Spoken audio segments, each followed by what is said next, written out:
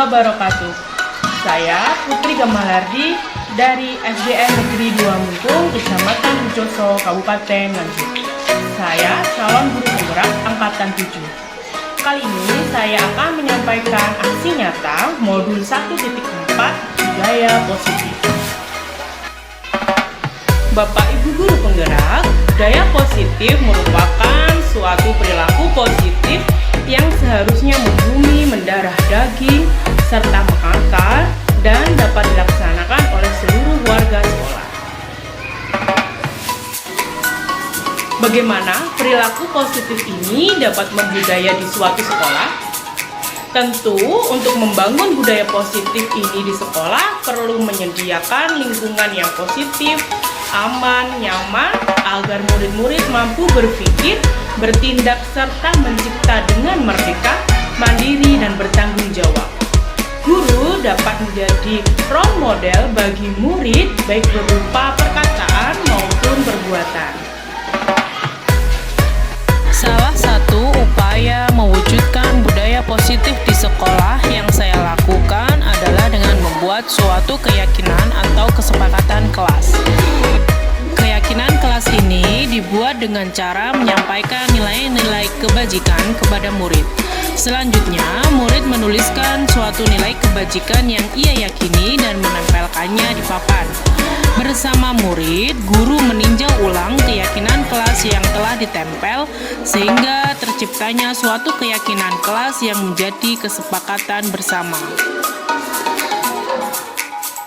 Bapak Ibu guru penggerak, pada aksi nyata modul 1.4 budaya positif ini, saya menyampaikan dan mensosialisasikan materi budaya positif yang saya dapat dari pembelajaran pada modul ini. Saya mensosialisasikan budaya positif ini kepada rekan guru agar rekan guru juga dapat mengaplikasikan budaya positif ini pada anak didiknya. Sehingga harapan dari sosialisasi ini dapat menciptakan lingkungan sekolah yang positif. Tak sampai di sini saja, saya juga menyampaikan budaya positif yang telah kami terapkan di sekolah kepada wali murid ketika rapat sekolah. Tujuannya agar budaya positif ini tidak terputus dan dapat diaplikasikan di lingkungan rumah. Saya yakin dengan dukungan wali murid dapat memaksimalkan budaya positif yang sedang diterapkan di sekolah kami, sehingga dapat terbentuknya karakter anak sesuai dengan profil belajar Pancasila.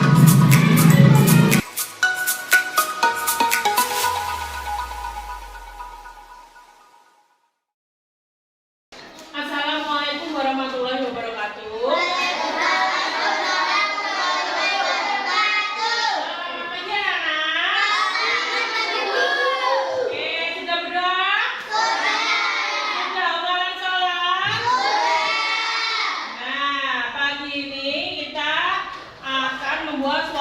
Keyakinan kelas yang sudah kita rencanakan kemarin.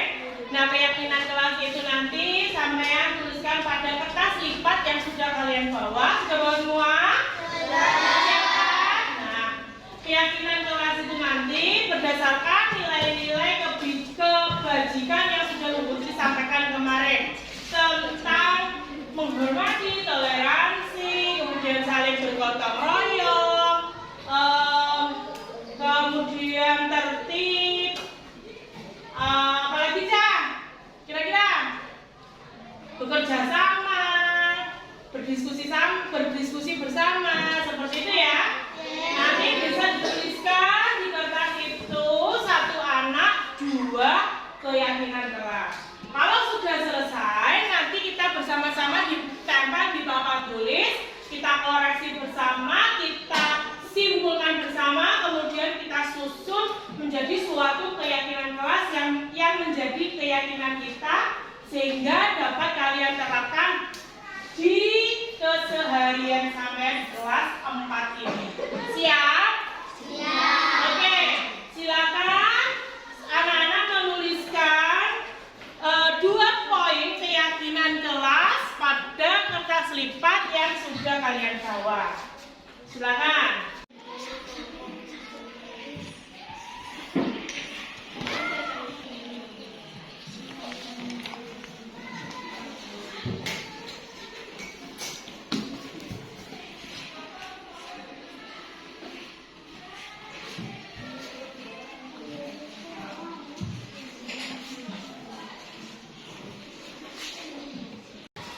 sudah selesai? Nah, sudah, bisa ditempel di bawah sini pelan-pelan berlari. Kalau kesini aja mas, kedengaran. Saya stop tangan ya.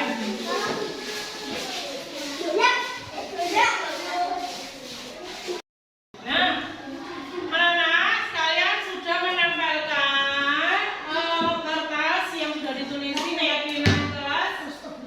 Dari semua ini kita akan rangkum.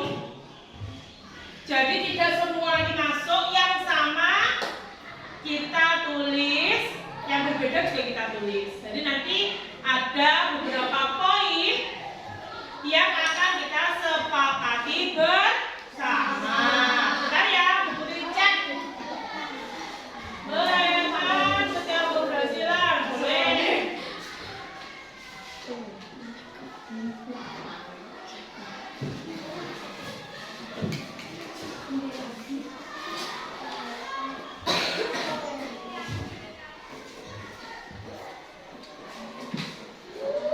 Yang kedua, maka yang terbaik ini sama, melakukan yang terbaik.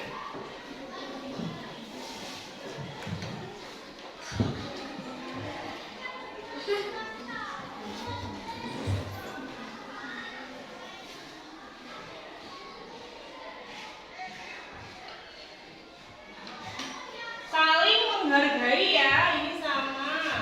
Ini juga menghargai. Ini menghargai, saling menghargai, kita simpulkan saling menghargai antar sesama.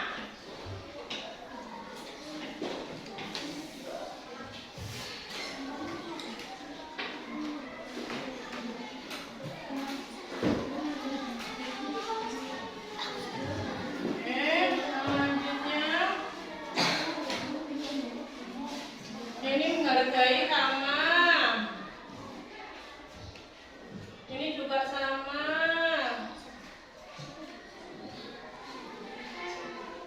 Kemudian ada saling tolong menolong. Nah, ini saling tolong menolong. Ini juga saling tolong menolong.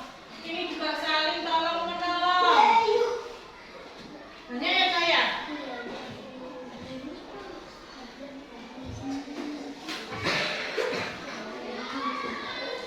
Saling tolong menolong dalam hal kebaikan. Kalau misalnya mengerjakan tugas, kita saling tolong menolong apa tidak? Kalau tugasnya individu, saling tolong menolong apa tidak? Tidak, karena itu adalah tugasnya masing-masing. Harus dikerjakan sendiri. Jadi saling tolong menolong itu dilihat situasinya ya. Kemudian ada saling menghormati, sudah apa belum? Belum. Saling menghormati.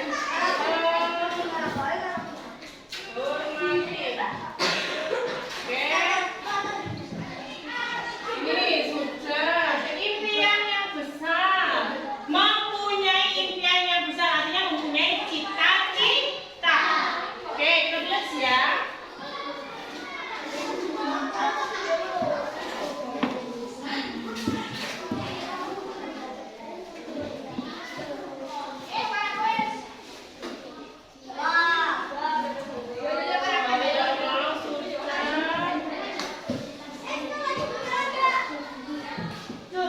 Rapi berpakaian. Oke.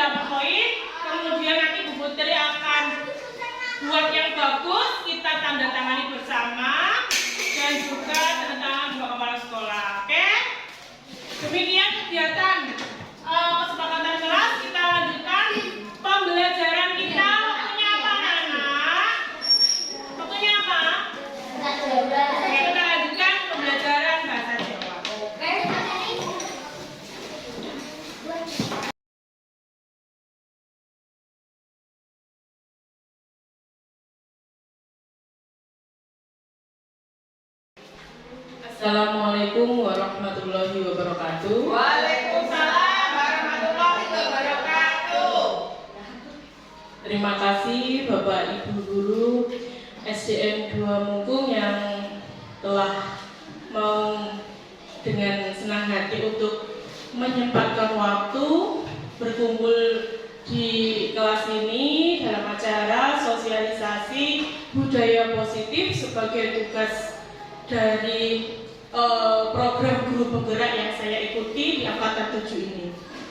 Pertama-tama, marilah kita haturkan kehadiran Allah Subhanahu wa Ta'ala karena kita dapat berkumpul di kelas ini dengan keadaan sehat dalam acara sosialisasi budaya positif yang saya terapkan di SDN Negeri 2 Mungkung ini dalam kegiatan atau program guru penggerak angkatan 7. Tak lupa sholawat serta salam kita haturkan kepada junjungan Nabi besar kita Muhammad SAW.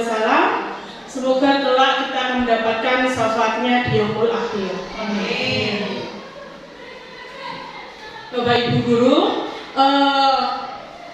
pada kesempatan kali ini saya akan menyampaikan budaya positif di sekolah. Apa sih budaya positif di sekolah? Budaya positif itu merupakan suatu perilaku yang positif atau kegiatan yang positif yang seyogianya atau seharusnya dapat membumi atau mendarah daging atau mengakar dan dapat dilaksanakan di lingkungan sekolah.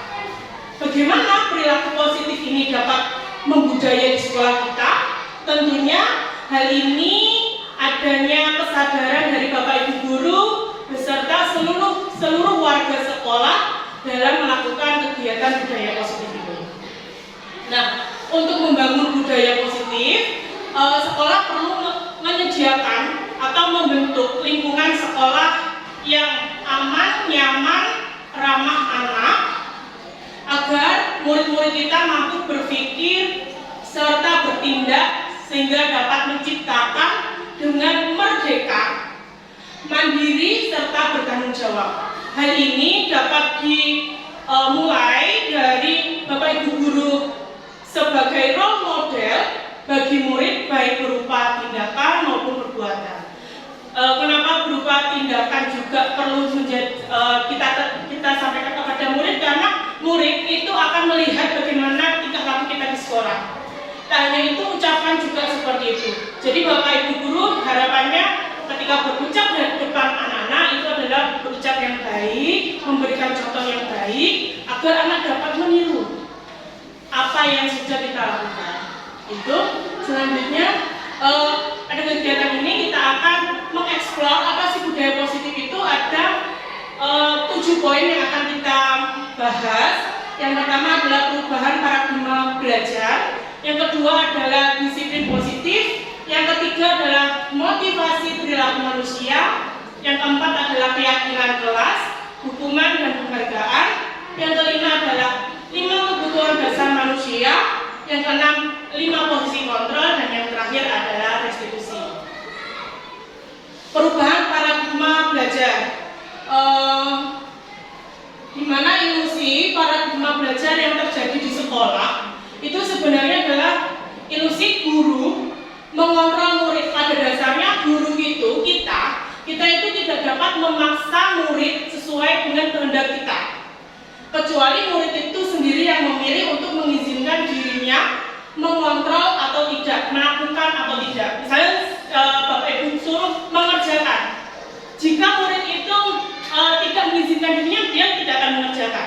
Pasti ada toh kalau ketika disuruh mengerjakan suatu tugas, ada yang mengerjakan, ada yang kurang, ada yang sudah selesai. Nah, itu adalah kontrol yang ada pada diri murid. Kemudian yang kedua adalah ilusi bahwa semua penguatan positif, efektif, dan bermanfaat. Nah, di sini semua penguatan positif atau bujukan adalah bentuk kontrol. Jadi kita dapat mengontrol anak-anak melalui bujukan yang positif. Ayo Cak, dikerjakan. Itu adalah contoh dari bujukan.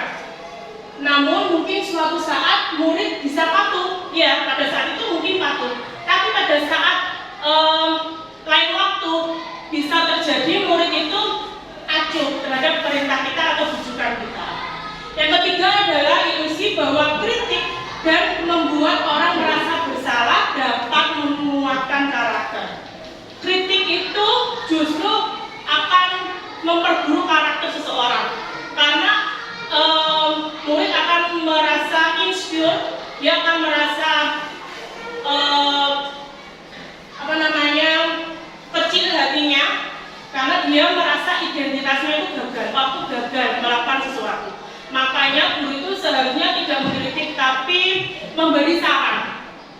aspeknya seperti ini.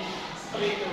Yang keempat, ilusi bahwa orang dewasa memiliki hak untuk memaksa. Jadi anak-anak itu merasakan bahwa orang yang sudah tua atau yang lebih umur itu dapat memerintah mereka, padahal tidak seperti itu.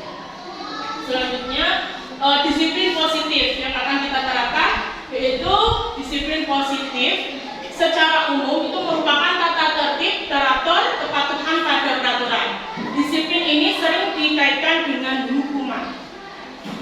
Namun, pengertian disiplin menurut Ki Hajar Dewantara, di mana ada kemerdekaan, disitulah ada disiplin yang kuat. Maksudnya adalah murid itu dapat merdeka, itu artinya bebas dan mengontrol. Jadi murid dapat mengontrol dirinya untuk melakukan sesuatu yang sudah diyakini.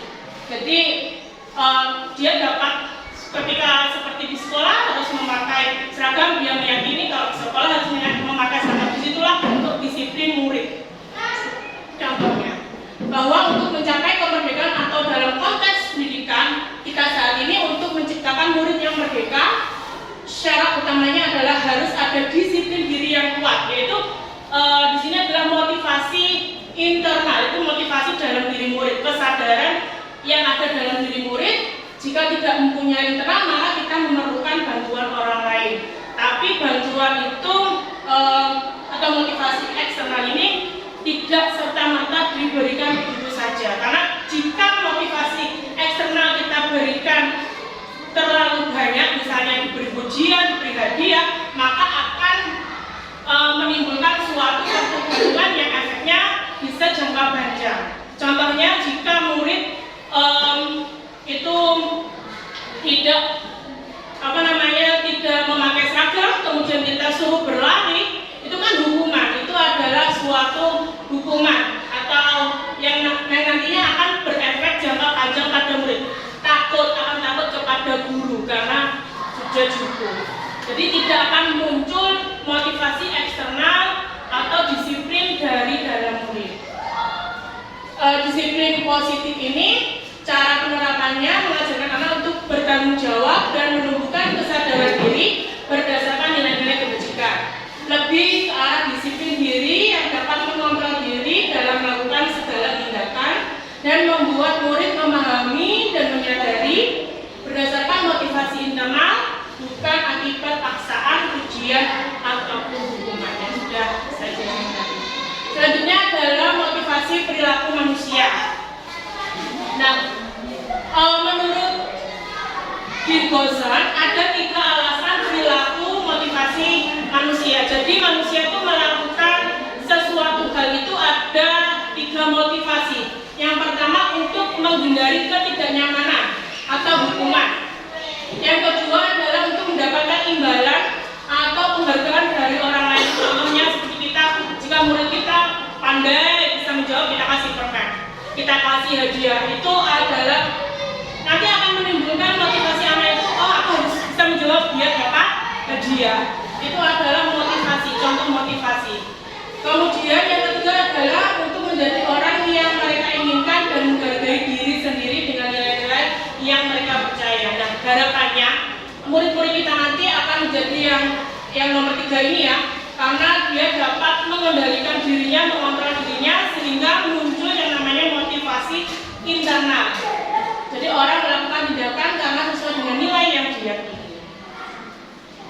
Yang keempat adalah keyakinan kelas, hukuman, dan penghargaan. Keyakinan kelas ini adalah nilai-nilai kebajikan pada prinsip universal yang disepakati bersama lepas dari latar belakang suku, negara, bangsa. Mengapa keyakinan kelas bukan peraturan kelas? Nah, Bapak Ibu Guru, sebenarnya dari dulu memang kita sudah sangat mengenal yang namanya peraturan kelas. Namun pada hakikatnya yang benar itu adalah keyakinan kelas, di mana keyakinan kelas ini tumbuh dari diri anak sendiri melalui prinsip-prinsip universal yang disepakati secara bersama. Nah, menurut Gozan, keyakinan kelas adalah suatu keyakinan yang lebih memotivasi seseorang dari dalam. pembentukan keyakinan kelas ini yang pertama adalah bersifat abstrak, kemudian merupakan pernyataan universal jadi umum dari anak-anak, dibuat dalam bentuk kalimat yang positif dan membangun, contohnya seperti menghargai, bertoleransi, kemudian saling menyapa, sopan santun dalam setiap kegiatan.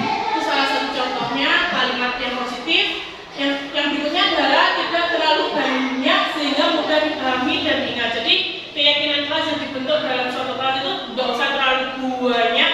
Kalau terlalu banyak itu nanti takutnya tidak dapat terwujud. Jadi diambil poin-poin penting saja. Yang berikutnya dapat diterapkan. Selanjutnya semua anggota berkontribusi dalam pembuatan. Jadi pada kegiatan keyakinan kelas itu seluruh anak-anak dalam satu kelas itu menyumbangsikan satu suara untuk mereka yakini, kemudian kita sepakati bersama, kita rumuskan, dan nantinya dapat dilaksanakan pada kegiatan sehari-hari di kelas. Prosedur pembentukan keyakinan kelas itu dapat dilakukan dengan curah pendapat. Yang kedua adalah mencatat semua masukan siswa. Jadi kalau pada aplikasinya di kelas itu biasanya memberikan kertas kecil itu kepada anak-anak, kemudian anak-anak menuliskan apa yang ingin mereka lakukan selama di kelas dalam satu waktu itu, kemudian ditempel di dalam papan, kemudian kita Bapak Ibu guru bisa merangkum dan mencatat apa yang menjadi masukan siswa dan menyusun keyakinan kelas dengan mengganti kalimat yang negatif menjadi kalimat yang positif. Biasanya kan kalau anak-anak usia SD itu untuk kalimatnya masih acak. Jadi kita dapat memilih dan mengganti kalimat agar kalimat itu dapat bernilai positif. Kemudian meninjau kembali curah pendapat dengan keyakinan kelas apakah perlu diperbaiki. Jadi setelah ada kita nyatat, kita sampaikan lagi kepada anak-anak. Kemudian jika memang ada yang perlu diperbaiki, bisa langsung diperbaiki pada saat itu. Selanjutnya, nah ini contoh keyakinan kelas ya. Jadi beda antara peraturan kelas dengan keyakinan kelas. Di dalam tabel itu bisa Bapak Ibu guru lihat. Peraturan kelas itu selalu kembalikan buku ke tempatnya. Itu adalah bentuk peraturan kelas. Kita rubah dalam bentuk keyakinan kelas menjadi suatu kalimat yang positif. Misalnya bertanggung jawab terhadap diri sendiri dan orang lain. Jadi ketika kita mengambil sesuatu, kalau kita bertanggung jawab, maka setelah selesai kita harus mengembalikan. Itu adalah contoh keyakinan kelas. Misalnya lagi hadir di sekolah 15 menit sebelum pelajaran. Itu kan suatu kedisiplinan ya. Bagaimana cara untuk merubah dalam suatu keyakinan kelas agar kalimatnya itu positif, yaitu contohnya menjaga kedisiplinan di kelas dan di sekolah. Nah, selanjutnya dalam menjalankan keyakinan kelas, bila ada suatu pelanggaran, pasti ada suatu anak yang melanggar, itu pasti ada. Tentu suatu harus terjadi. Penerapan terhadap suatu pelanggaran bisa dalam bentuk hukuman atau sanksi atau berupa restitusi ya. Dalam kegiatan pada kegiatan guru penggerak ini, guru itu diajarkan untuk tidak memberikan hukuman atau sanksi karena memang efeknya jangka panjang.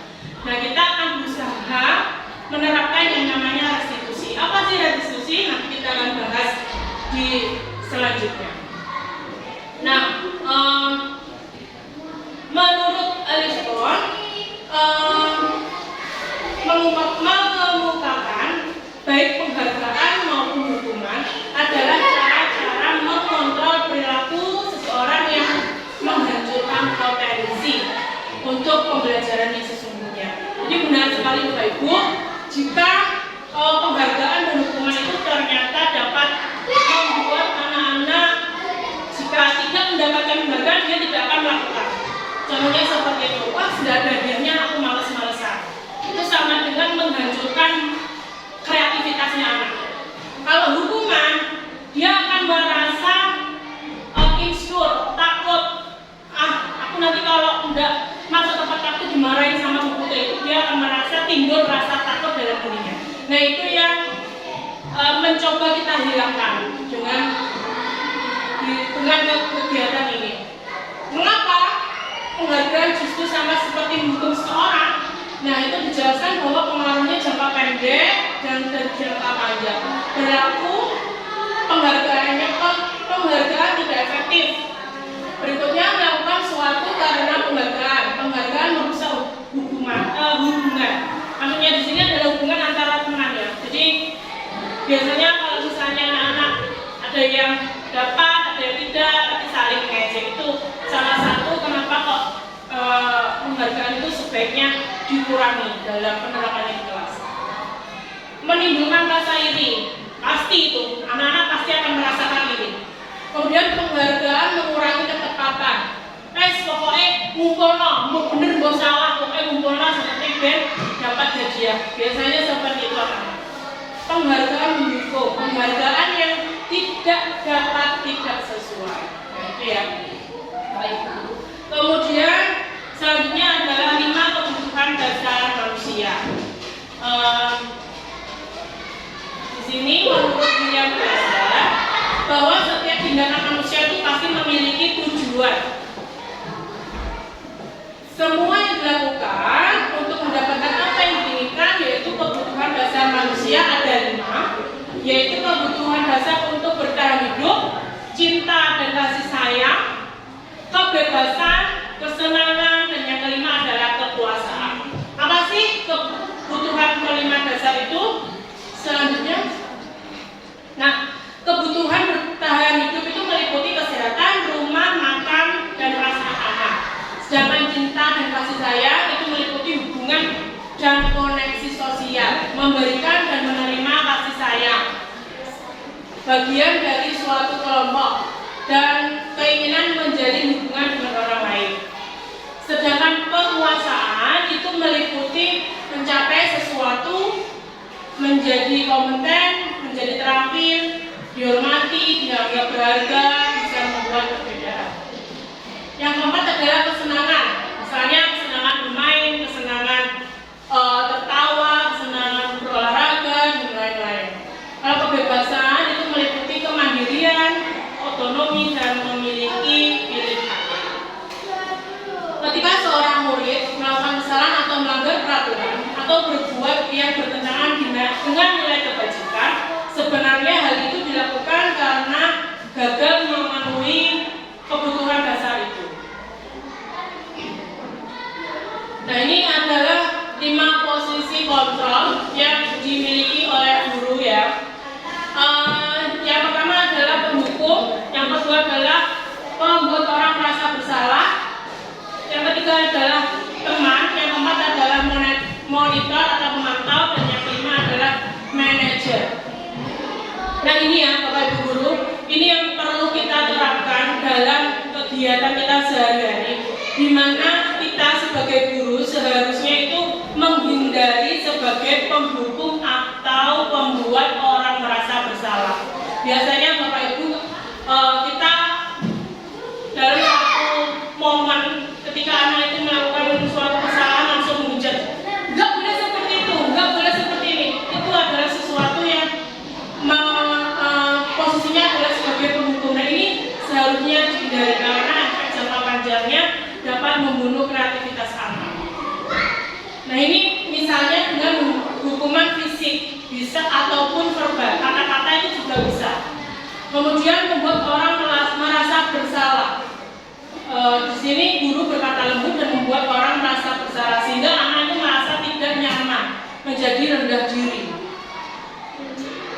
Kemudian posisi kontrol yang selanjutnya adalah teman, di mana guru tidak menyakiti murid, namun tetap mengontrol murid melalui persuasi. Jadi kita sebagai teman mengajak murid berkomunikasi. Yang kelima adalah memantau atau memonitor.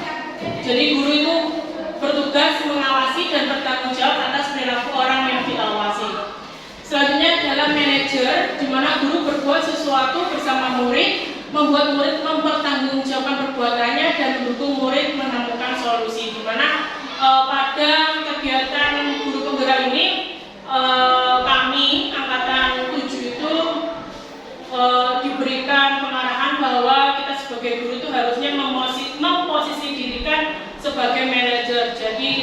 dapat mengupas kenapa anak itu melakukan kegiatan itu, kenapa seperti itu, kemudian mencari solusinya bersama murid. Jadi tidak langsung menghujat atau menghukum anak karena anak melakukan kesalahan. Karena memang anak melakukan kesalahan itu pasti ada sesuatu hal yang tidak terpenuhi, yaitu yang kebutuhan lima kebutuhan manusia itu. Nah, bagaimana cara memenuhinya? Nah, kita komunikasikan bersama anak tersebut. Di mana cara-cara itu dapat kita lakukan dengan melakukan yang namanya restitusi. Nah, restitusi itu adalah suatu proses menciptakan kondisi bagi murid untuk memperbaiki kesalahan mereka sehingga mereka bisa kembali pada kelompok mereka dengan karakter yang lebih kuat. Jadi anak itu lebih percaya diri, menyadari apa yang mereka buat itu salah dan bagaimana cara memperbaikinya dia menemukan sendiri. Jadi guru tidak menyalahkan langsung anak, tapi anak menyadari apa yang salah dari apa yang sudah kita lakukan. Nah, ciri-ciri restitusi yaitu bukan untuk menebus kesalahan. Yang kedua, memperbaiki hubungan, baik hubungan dengan guru maupun murid, karena murid itu melakukan kesalahan, otomatis dia merasa hubungan dengan gurunya renggang. Dengan cara restitusi dapat memperbaiki hubungan. Tawaran bukan paksaan. Jadi guru akan memberikan tawaran-tawaran untuk memperbaiki masalah yang sudah terjadi. Bukan langsung kamu harus seperti ini, kamu harus seperti itu. Jadi murid tidak dipaksa dalam hal ini. Yang keempat adalah menuntut untuk melihat ke dalam diri. Yang kelima, mencari kebutuhan dasar yang mendasari tindakan. Jadi guru bersama murid mencari kenapa kamu melakukan itu, motivasinya apa, sehingga dapat diketahui tindakan itu dilakukan karena ada suatu kebutuhan dasar yang belum terpenuhi. Yang keenam adalah cara yang baik, kemudian yang ketujuh adalah fokus pada karakter bukan tindakan. Yang kedelapan adalah menguatkan. Yang sembilan adalah fokus pada solusi untuk menyelesaikan masalah yang sudah terjadi. Yang ke-10 adalah mengembalikan murid yang berbuat salah pada orang. Nah, ini Bapak Ibu untuk langkah-langkah restitusi, di mana ada beberapa langkah yang dapat kita terapkan. Yang pertama, menstabilkan identitas. Kita semua, di mana teori kontrolnya adalah kita semua melakukan hal terbaik yang bisa kita lakukan. Yang kedua adalah validasi kesalahan. Dan yang ketiga adalah menanyakan keyakinan. Di mana dengan melakukan restitusi ini dapat membantu murid menjadi memiliki tujuan, kemudian disiplin positif dan memulihkan dirinya setelah berbuat salah. Penekanannya bukanlah pada bagaimana perilaku untuk menyenangkan orang lain, namun tujuannya adalah menjadi orang yang menghargai nilai-nilai kebajikan yang mereka percayai. Melalui restitusi, ketika murid berbuat salah, guru akan menanggapi dengan cara yang memungkinkan murid untuk membuat evaluasi. Jadi guru mendorong murid untuk memperbaiki permasalahannya dengan pertanyaan-pertanyaan yang dapat menimbulkan suatu solusi sehingga masalah itu dapat teratasi. Nah, Bapak Ibu guru, pada kegiatan penerapan budaya positif ini saya menerapkan suatu keyakinan kelas. Di sini sudah kami rancang bersama anak-anak kelas 4 beberapa poin keyakinan kelas yang sudah kami buat. Di situ kami kesepakati dengan bersama menandatangani keyakinan kelas tersebut dan disetujui oleh Bapak Kepala Sekolah, dan kita tempelkan di kelas agar anak-anak tetap mengingat apa yang sudah mereka yakini. Selanjutnya contoh implementasinya, di mana anak-anak berdiskusi kelompok. Di sini anak-anak saling menghargai antar sesama, karena kita akan tahu di mana ketika anak di kelompok itu pasti punya pendapat atau perbedaan pendapat,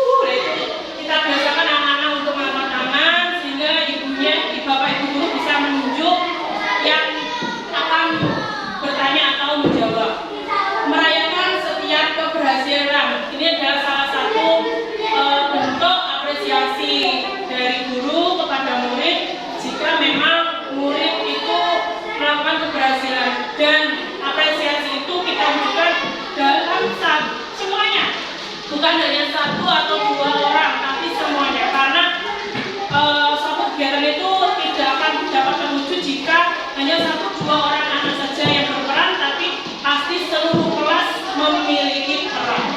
Selanjutnya yaitu anak-anak berdoa, berusaha, dan selalu bersyukur. Dan yang terakhir ada ramah, sopan, santun, dan percaya pada kemampuan diri. Jadi di sini anak-anak dilatih untuk percaya dengan cara dapat menyampaikan aspirasinya di depan kelas. Nah, ini adalah contoh implementasi restitusi di situ di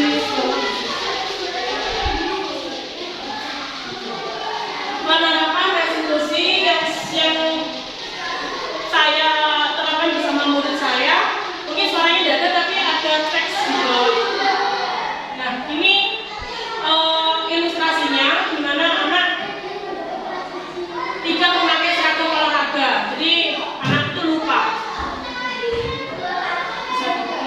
Belum.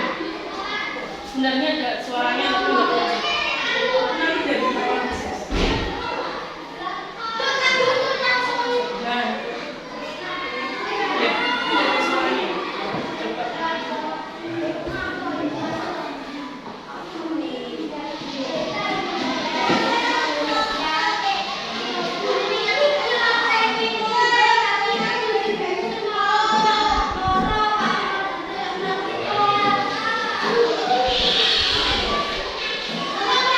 Nah, ini ada anak-anak. Jadi tidak ada suaranya tapi ada teksnya Bapak Ibu ya. Ya, ada teksnya.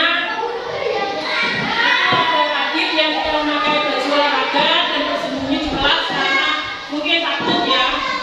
Nah, ini adalah menstabilkan identitas. Jadi guru menanyakan kenapa tidak ke lapangan. Nah, itu berarti menanyakan ya tidak ke lapangan karena olahraga, tidak membawa baju olahraga. Di sini sebagai guru juga mengingatkan kembali bagaimana keyakinannya anak ini dan cara memperbaiki masalahnya itu seperti apa.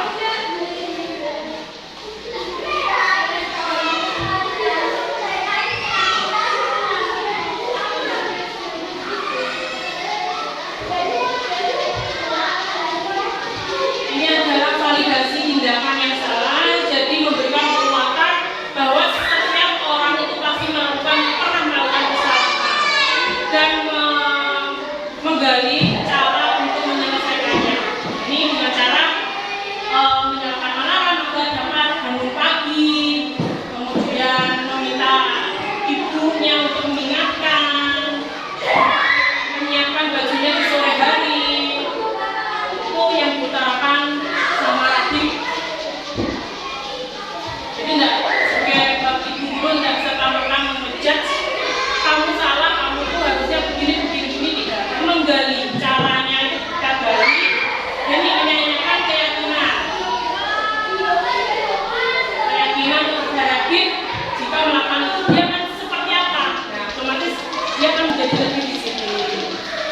Dan kita harus memberikan suatu apresiasi ya. Jadi apresiasi itu tidak hanya hadiah, tapi dukungan berupa verbal atau kata. Ini yang kasus yang pertama. Yang kasus yang kedua ada lagi di mana ada kegiatan seni rupa.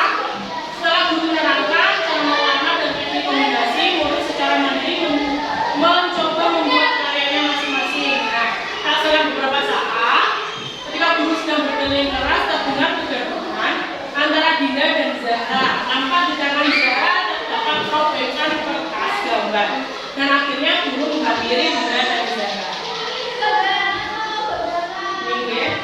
Ini kejadiannya. Setelah kenalan, kemudian anak-anak mencoba untuk berkarya. Itu ternyata ada beberapa juga. Nah, itu kita lihat saling menarik antara Dinda dan Zahra hingga kertasnya robek. Akhirnya ibu guru menghampiri Dinda dan saya. Caranya juga sama dengan restitusi ini.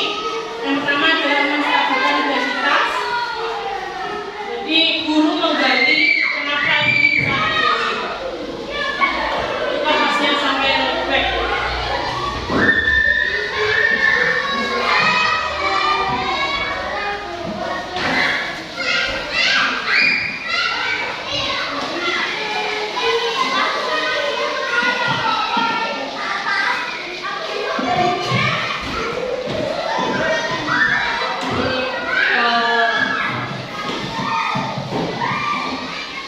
Ini adalah kegiatan validasi tindakan yang salah.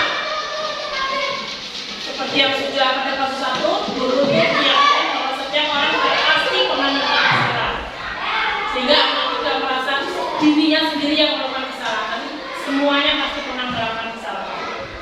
Bagaimana cara untuk memperbaikinya? Yaitu guru menggali lagi, kemudian situ sehingga dapat ada pernyataan bahwa gimana cara memperbaiki masalah itu dengan cara membantu mereka untuk menggambar.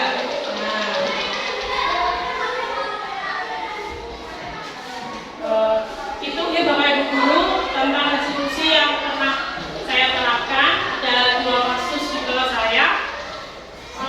Demikian mungkin dari Bapak Ibu guru ada yang kurang jelas tentang budaya positif yang sudah saya terapkan. Oke, Bruno. Terima kasih Bu Putri, terima kasih Bu Putri atas penjelasannya sangat menginspiratif kita semua.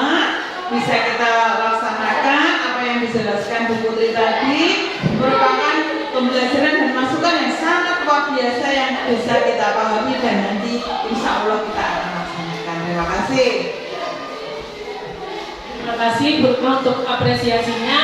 Dimana ini teman seperjuangan saya dalam mendidik di program guru penggerak ini, itu sama-sama menempuh guru penggerak angkatan 7, dan semoga nanti teman-teman juga dapat mengikuti jejak kami dan Bulia yang sudah lulus dari calon guru penggerak angkatan 4. Mungkin ada dari Bapak Ibu guru lain yang ditanyakan. Sudah cukup? Jika dirasa sudah cukup, saya meminta maaf jika ada suatu hal yang mungkin tidak berkenan di hati panjenengan semua. Akhir kata, wassalamualaikum warahmatullahi wabarakatuh.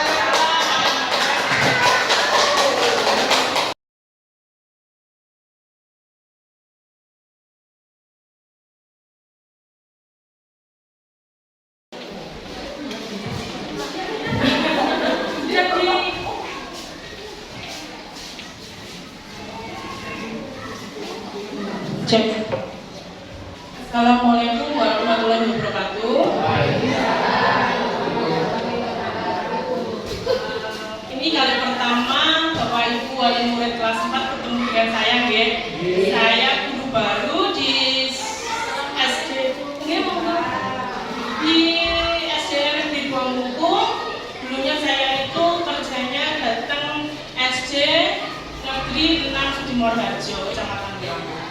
Nah, pada kali ini saya akan sosialisasikan penerapan budaya positif yang akan saya usung dalam kelas 4 untuk semester depan. Bapak Ibu, sebagai pengenalan, apa sih budaya positif itu? Budaya positif itu bagian dari disiplin positif yang akan kami terapkan kepada anak-anak. Nah, budaya positif itu meliputi pembiasaan-pembiasaan seperti 5S, kemudian kesepakatan kelas yang kita buat sama anak, dan melatih tanggung jawab anak ketika sedang di kelas ataupun di sekolah. 5S itu meliputi, mungkin Bapak Ibu wali murid sampun ngertos nggih, salam, sapa, sopan, santun, kalian senyum. Nah, sebenarnya budaya 5S itu sudah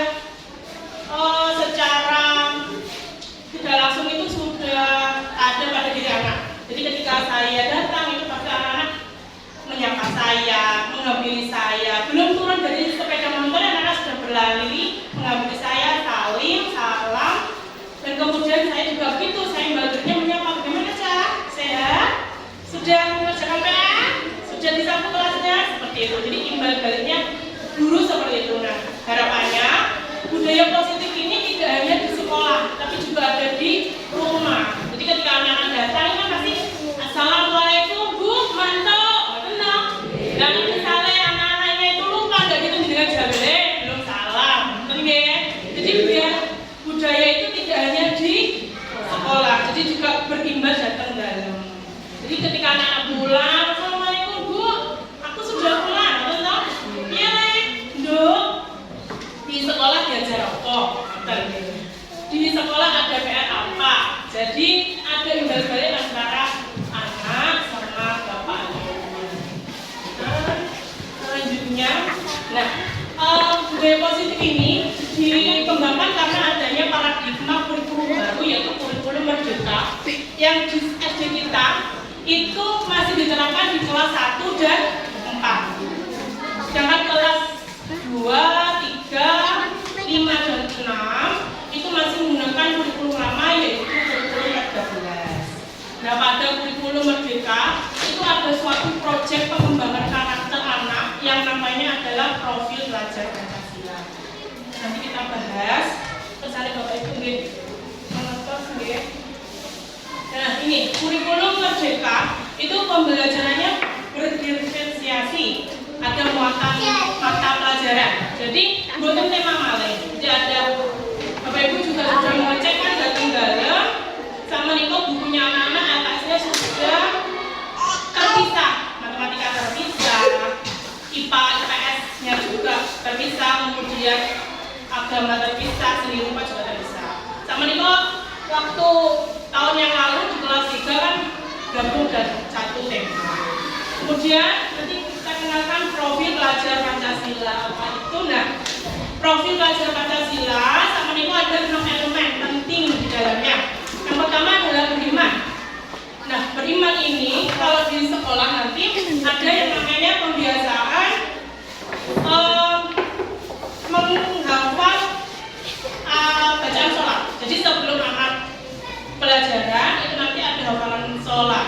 Gitu, baiknya itu ada. Jadi setiap masuk berdoa seperti biasa, kemudian salah satunya adalah menghafalkan Pancasila dulu, baru nanti hafalan sholat. Nah, untuk program semester 2 nanti kita bimbingan lagi Bapak Ibu maunya seperti apa. Jadi kita saling enak. Apakah mau dilanjutkan hafalan sholatnya atau diganti dengan surat pendek? Nah, itu bisa. Oh, hafalan sholat mawon, ya boleh. Nanti bosan dirubah kita hafalan sholat. Itu elemen yang pertama. Elemen yang kedua adalah kebinekaan global. Jadi anak-anak itu saling menghargai antar teman. Alhamdulillahnya di kelas 4 itu agama sukunya juga sama. Jadi beradaptasinya ini. Kemudian bergotong royong itu biasanya diwujudkan pada saat anak-anak bekerja sama. Seperti kemarin jualan salad buah. Itu memang jualan loh Bu. Beneran jualan. Hadapannya juga banyak. Ada yang 50 ribuan, ada yang 40 berapa itu. Saya kembalikan ke anak, silakan di dom sama satu kelompoknya itu. Itu salah satu perwujudan profil pelajar Pancasila. Jadi bergotong royong sama-sama bawa dari rumah ember dan lain sebagainya itu merepoti Bapak Ibu ya. Kalau buat teman-teman itu jadi anak-anak di sini berlatih memilih buah, kemudian mengupas, mencuci, terus kemudian ditata. Nah itu kemudian yang elemen yang berikutnya adalah kreatif sama bernalar kritis. Misalnya saya wujudkan dalam kegiatan pembelajaran sehari-hari. Seperti diskusi kelompok, kemudian belajar mengerjakan soal-soal itu termasuk mandiri. Nah ini mandiri ini masih berusaha saya munculkan. Sebenarnya sudah muncul, cuma masih perlu ditambah mandirinya. Karena terkadang kalau waktunya mengerjakan itu masih salah tengah ini. Nah itu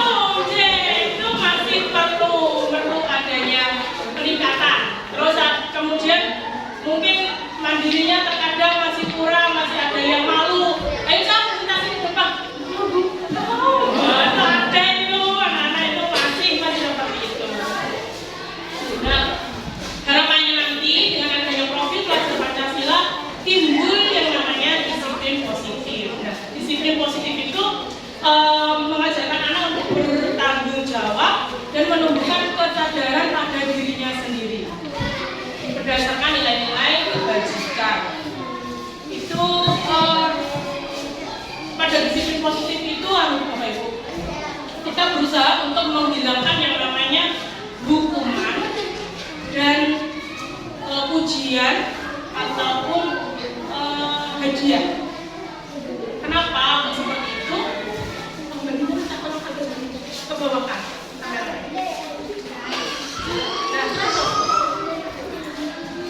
Ya, maksudnya berusaha menghilangkan hukuman itu karena apa? Takutnya seperti ini ya. Dulu waktu pertama kali saya datang ke sini, saya kan membeli PR tuh. Nah, anak-anak itu banyak yang berubah disangkan, punten deh. Saya hukum kan, terus saya hukum, saya dikerjakan di luar. Ternyata itu tidak mengimbas apapun. Jadi anak-anak itu tetap lakukan itu. Besoknya lagi diulangi lagi. Nah, ada juga ketika dihukum itu takutnya nanti malah menjadi anak itu merasa memutuskan kreativitasnya. Terus ketika misalnya satu hukumannya, yang kedua adalah memberikan hadiah. Kalau misalnya ada kelompok yang bagus itu saya tidak pernah memberikan hadiah kayak permen, apa jajan atau apa, mungkin cuma hanya pujian. Bagus nih jalannya juga ditingkatkan seperti itu. Kenapa? Harapannya dia tidak minder Bu. Kalau misalnya nanti dikasih hadiah permen atau apa, itu dulu pernah saya lakukan di sana itu. Anak yang mohon maaf yang biasa-biasa saja mesti caranya kalau paling cakai lagi, nanti malah memutuskan kreativitasnya. Jadi mohon maaf untuk kelas 4 memang tidak ada yang namanya hukuman ataupun pujian ada, cuman kalau hadiah mungkin saya berusaha untuk menekan itu karena takutnya nanti akan berimbas di anak. Itu saya pelajari ya selama saya mengikuti pendidikan ini, itu saya dapat ilmu seperti itu. Karena memang imbasnya di anak yang kurang itu malah lebih kurang, jadi tidak malah menggantikan. Kan biasanya ada kayak bintang-bintang itu, ada apresiasi yang bintang yang bisa membaca kasih bintang, yang bisa membaca kasih bintang. Itu juga pernah saya lakukan dulu. Nah, tapi ternyata yang tidak pernah ada bintang ya kosong, yang banyak jadi hanya mendominasi. Yang pintar ya cuma pintar, yang kurang semakin gede. Ternyata nonton. Jadi ya hanya pujian dan apresiasi itu hanya berupa ucapan dan semangat. Nah, semangatnya dari Bapak Ibu guru yang ada di sini, mohon juga didukung dari Bapak Ibu semua dari rumah. Misal anak nilainya jelek waktu ulangan kemarin nilainya jelek, itu ditanya kok jelek oleh kenapa? Sampai aku nggak sinau, mana kok berani dong? Dan misalnya bilang kan sungguh soalnya angin, ya wes nanti sampean nanti gimana upaya ibu mau dileskan atau nanti diajari sama kakaknya, itu kan banyak. Nah, itu nanti coba digali yang ada. Kemudian selanjutnya, nah untuk membentukan budaya positif ini, saya berupaya untuk membuat kesepakatan kelas. Sebenarnya kesepakatan kelas itu sudah ada, dari kelas 4 sudah saya tempel. Tapi itu saya sendiri yang buat. Maunya saya untuk semester 2 itu harapannya itu kesepakatannya kita buat bersama dengan anak-anak. Jadi biar anak-anak itu sadar. Ayo Cak, untuk semester 2 maunya seperti apa? Misal Bu pakai seragam lengkap, pakai topi lengkap, kemudian pakai berbicaranya yang sopan sama Bapak Ibu Kromot. Silakan ditulis, nanti kita tempel di situ biar itu menjadi wujud kesadarannya anak. Jadi bukan saya yang Cak sama harus begini, saya bukan mendikte. Jadi saya berusaha untuk tidak mendikte, jadi menunjukkan apa yang ada pada anak. Contohnya kemarin itu sudah saya terapkan, Cak sama ini kok kesepakatannya saya buat kemarin itu saya layanan kejujuran ada. Saya itu terinspirasi penyoknya itu melihat anak-anak Bapak Ibu makan mie. Mohon maaf ya, saya malah tidak suka sekali karena di rumah itu pasti sudah makan mie. Jadi semua itu makan mie itu yang menginspirasi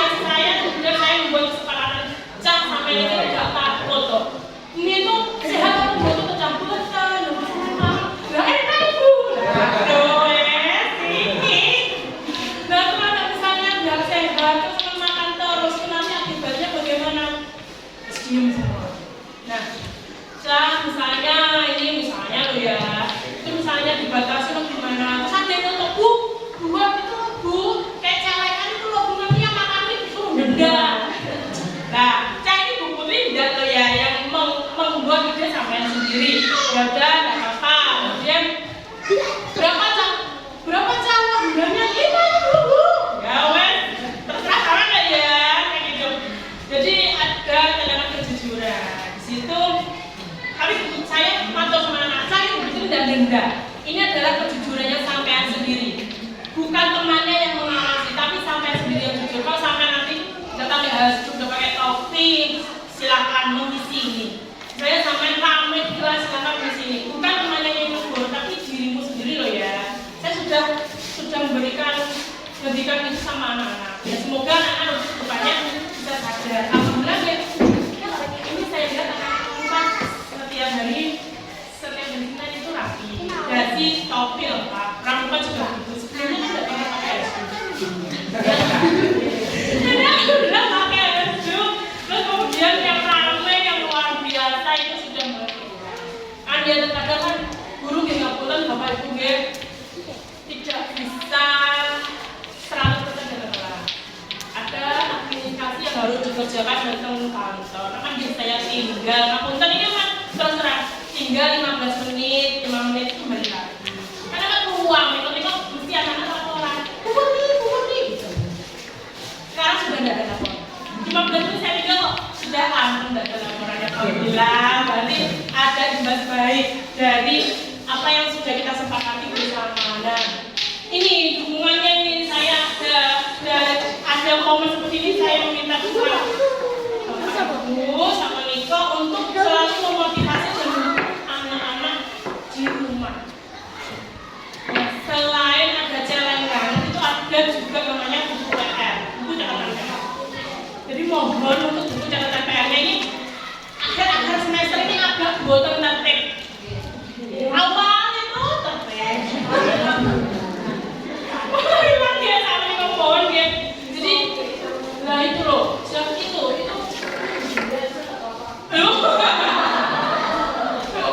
Nanti kita buat kesepakatannya nanti sama anak-anak aja gitu. Jadi biar anak ada tumbuh kesadaran.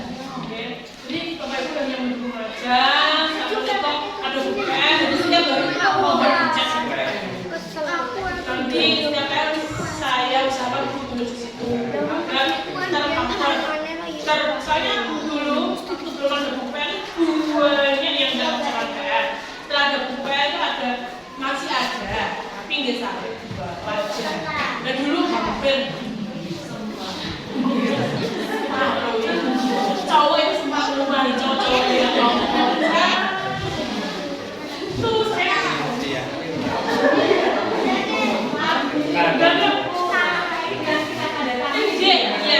Jadi kan monitoring ya, jangan sama belum kita dengar. Kan keterangannya PA itu tidak harus dikerjakan pada saat itu. Bisa dicicil. Kan terkadang kan banyak. Soal sampai dicicil dulu.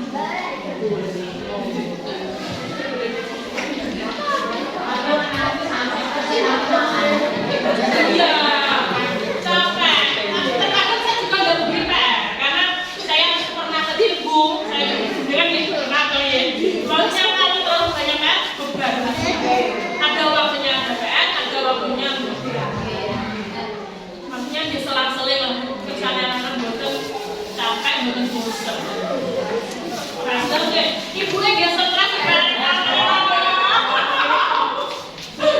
karena memang materinya sudah beda. Dulu sama sekarang. Sekarang semakin kompleks materinya. Oke, Kak Maiko, ini sosialisasinya sampai di sini ya, ditanya sama Ibu. Jadi budaya positif yang akan saya kembangkan di kelas yaitu membuat kesepakatan bersama anak. Nanti mohon dukungan Bapak Ibu selaku wali murid untuk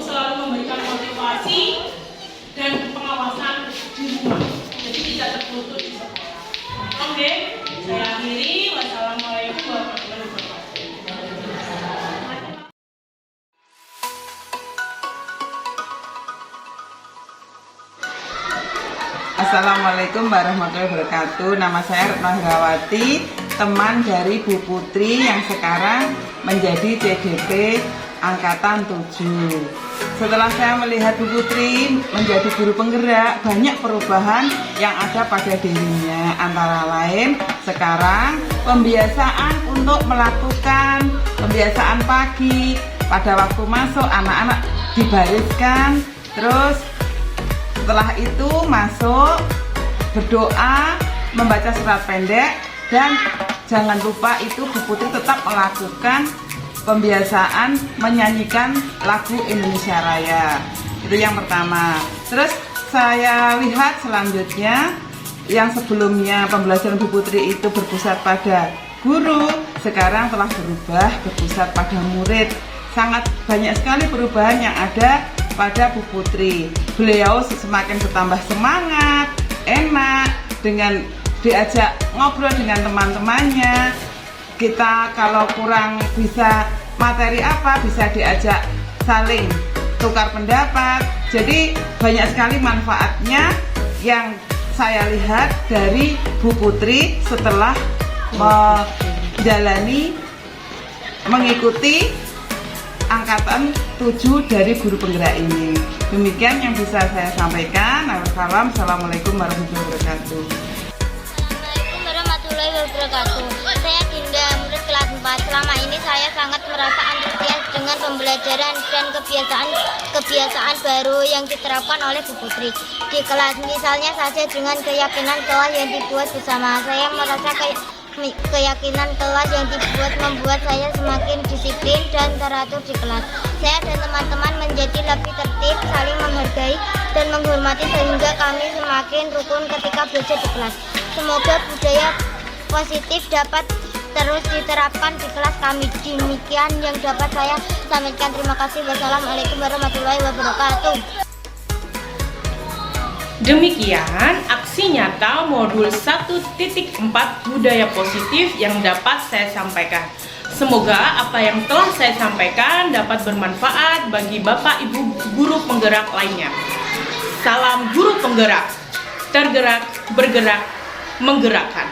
Wassalamualaikum warahmatullahi wabarakatuh.